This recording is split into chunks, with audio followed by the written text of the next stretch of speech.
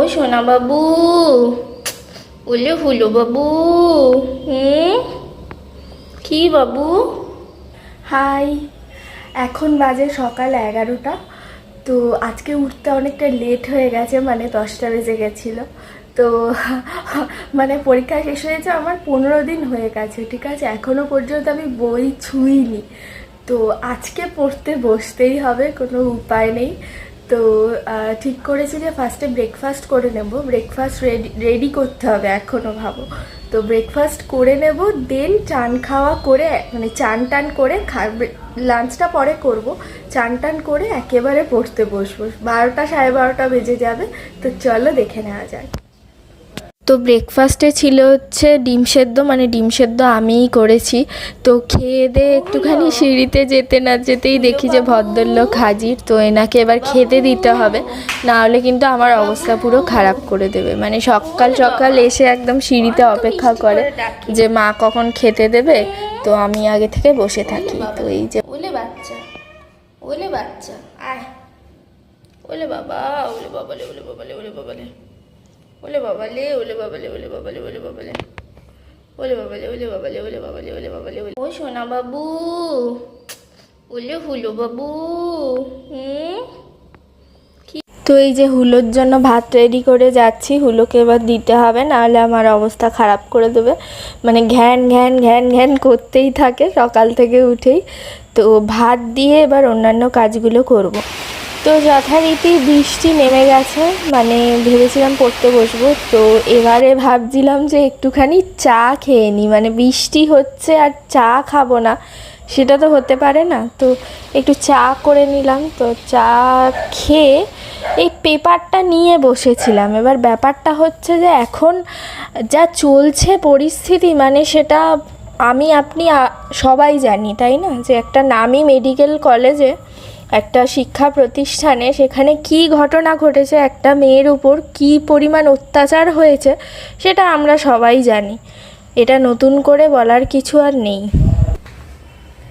High, এখন বাজে দুপুর 2টো।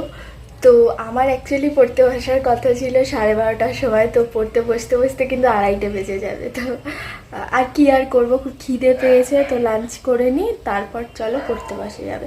আসলে মাঝখানে একটু পেপার পড়ছিলাম আর বৃষ্টি এসছিল। তো একটু হয় না যে বৃষ্টির সময় একটু ফিল করতে ভালো লাগে, যেরকম কিছুই না, এক্সকিউজ জাস্ট। যাই হোক, চলো নেক্সট দেখে নেওয়া যাক কি করা যায়। সবার মায়েরাই এরকম হয়, তাই না? মানে এই ধরুন আমার মা যেমন স্কুলে বেরোবে, স্কুলে বেরোনোর আগে কিন্তু নিজে খাক বা না খাক ভালো করে খেয়েও যেতে পারে না। আমাদের সবার জন্য এত কিছু রান্না। এখন বাজে 2:34, মানে 2:30, মানে 2 ঘন্টা আমি লেট আছি। 12:30 পড়তে বসার কথা ছিল, তো 2:30তে বসছি। আর এখন পড়বো হচ্ছে জুরিসপ্রুডেন্স।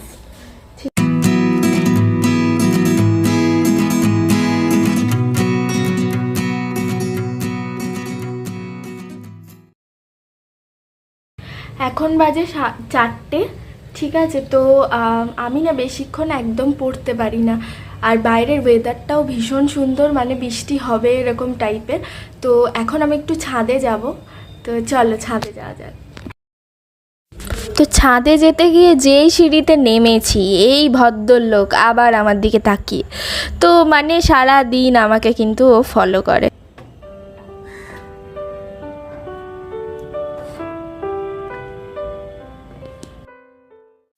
এই গাছগুলো কিন্তু আমার বাবা নিজে হাতে তৈরি করেছে। মানে এই ফুলগুলো এতটাই সুন্দর, এগুলোর নাম নাকি অ্যাডেনিয়াম।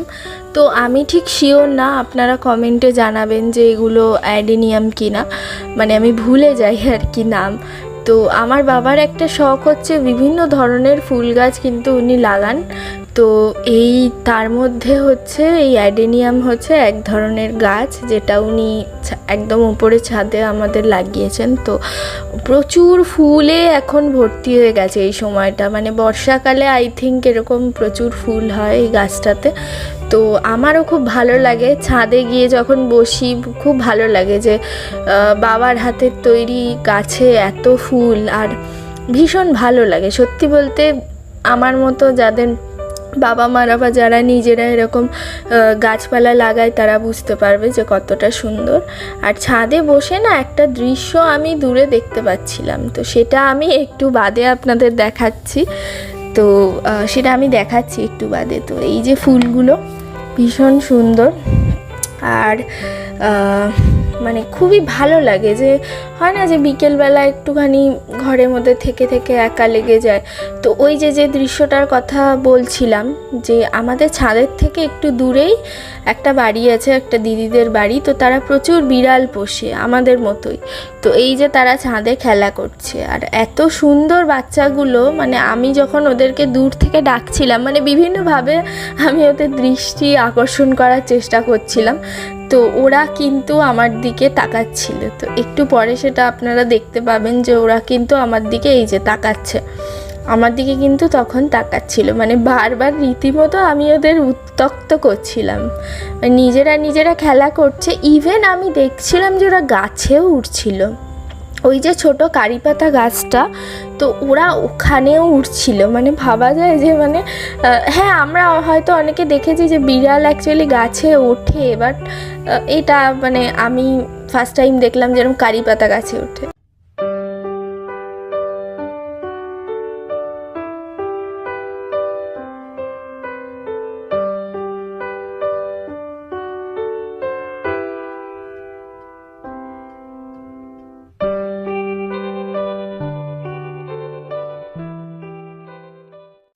নিচের দিকে তাকিয়ে বুঝলাম যে হুলো কিন্তু আমার পেছন পেছন ঠিক চলে এসছে, মানে যেখানেই যাই ও কিন্তু আমাকে ফলো করতে ছাড়ে না। তো ছাদেও কিন্তু হুলো আমাকে ফলো করে করে চলে এসছে। তো এই যে আমাদের হুলো বাবু। তো সন্ধেবেলা মা বলল যে একটুখানি ফুচকা বানা। তো যাই হোক, যথারীতি একটু মটর আর আলু সেদ্ধ করে নিলাম। মটর ছিল বাড়িতে ভেজানো, আর ধনেপাতা, আর এদিকে দিলাম বিট নুন আর একটুখানি চিনি। আর ওইদিকে দেখুন মা অলরেডি ফুচকাগুলো কিন্তু ভাজতে শুরু করেছে, মানে অফুরন্ত এনার্জি। স্কুল থেকে ফিরে ফুচকা ভাজতে কিন্তু শুরু করে দিয়েছে। তো এইদিকে আমি আলু আর জলটা রেডি করব। তো এবার এর মধ্যে ভাজা মশলা দিয়ে দিয়েছি, আর ওদিকে জলের বাটিতে দিলাম হচ্ছে ধনেপাতা, আর তার মধ্যে যথারীতি তেঁতুল গোলা, আর দেবো একটুখানি বিট নুন আর চিনি। চিনির পরে হচ্ছে একটু ভাজা মশলা, ব্যাস আমাদের জল আর আলু রেডি। এইবারে কিন্তু খাওয়ার পালা। তো মা মেখে সবাইকে দিচ্ছিল, তো জলের উপর একটু লেবুও কিন্তু ছড়িয়ে দিয়েছে। তো এই যে এবার টেস্ট করব কেমন হয়েছে।